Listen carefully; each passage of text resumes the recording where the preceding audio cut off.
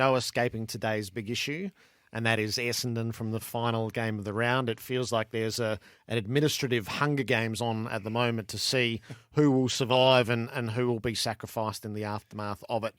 This is usually these things start at the coaching position, but I said to you at the start is this is the port of call is not the coaching position in this instance.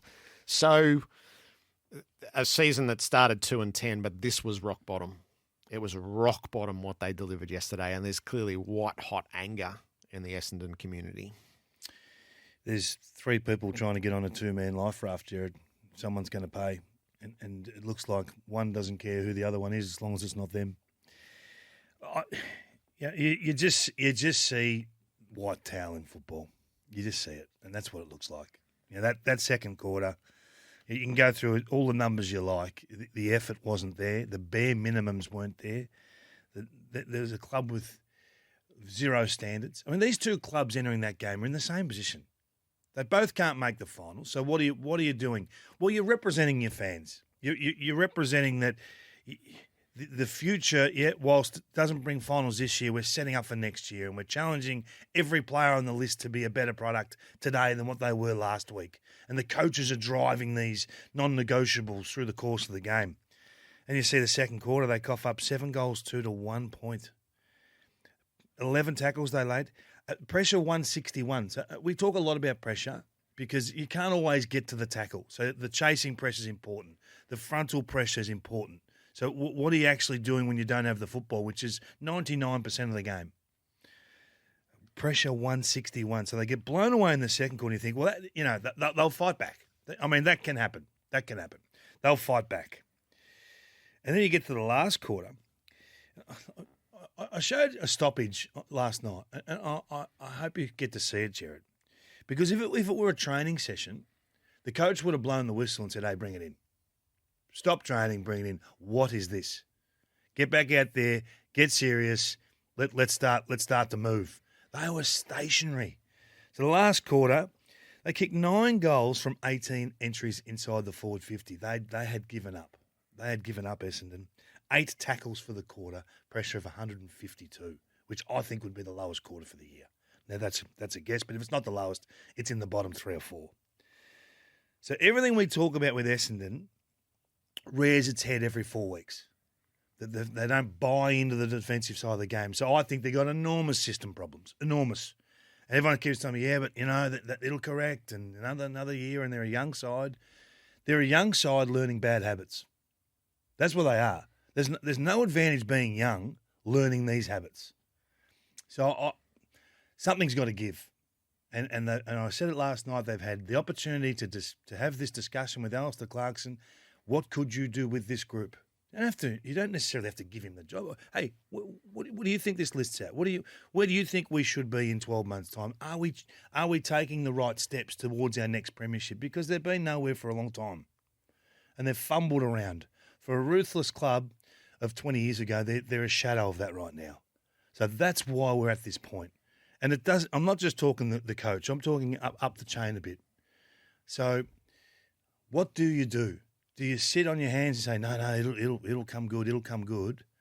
Or do you make drastic change? Shake the tree a little bit, see what falls? Because I feel sorry for the Essendon fans who keep turning up and keep putting their money up.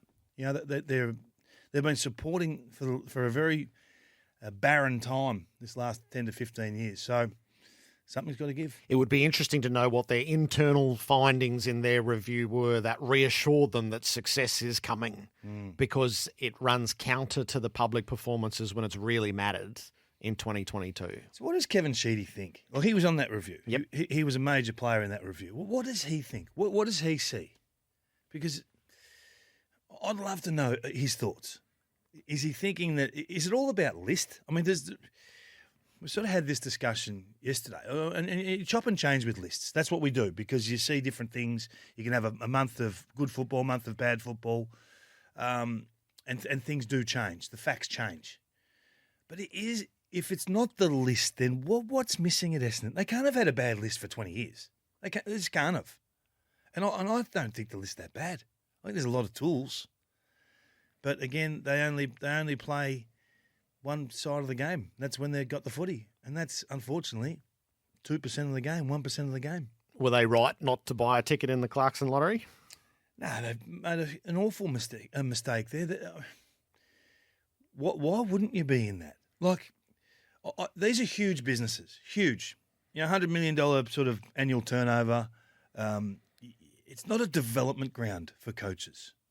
I understand you've got to take a risk at times through the course of the journey on an inexperienced coach at some point and hope that he becomes a great coach and maybe wear a little bit.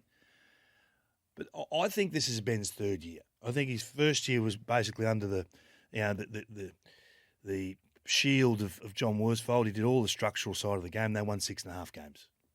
Last year they won 11 games and played some pretty good footy, some really exciting footy, albeit offensive.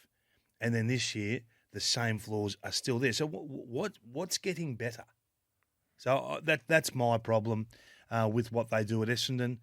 And I just don't think they're ruthless enough as an administration on themselves. It's a pretty comfortable playground out there. Yep, I don't think it's comfortable this morning. So this reckoning has been a little while coming. So we wait and watch. Yeah, and if they've moved through an internal review and now get their way for the external review, I mean, they've wasted half a season at that point, haven't they, on the decision that they didn't make at the time. And then by the time that work is done and the shake-up happens, Clarkson's not on the market, how many positions change from the top down? And we're talking from the president down, we're not talking the coach in this instance at the starting point. Say you're in charge of Essendon, Jared, right? Just put yourself in that position. I don't really understand the point of doing a full review at the end of season when most decisions are made prior to the end of season and you need to get yourself in order. So they're behind schedule now. They're in real trouble now. Yeah. So you would think logically that Clarkson is off the table for Essendon and they would have doubts about their own setup. That's an awful position to be in. They are the big issue today. Essendon, it's a live scenario. Sam Edmund is keeping tabs on what's happening out at the hangar. And you've had plenty to say. 0433 98 11 16. Temper a mattress like no other.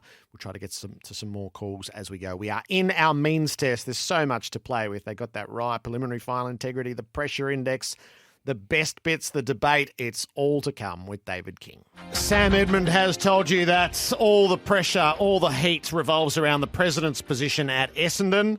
Paul Brasher. Mitch Cleary's going to step further than that now, saying that Brasher will step down as president at a board meeting later today.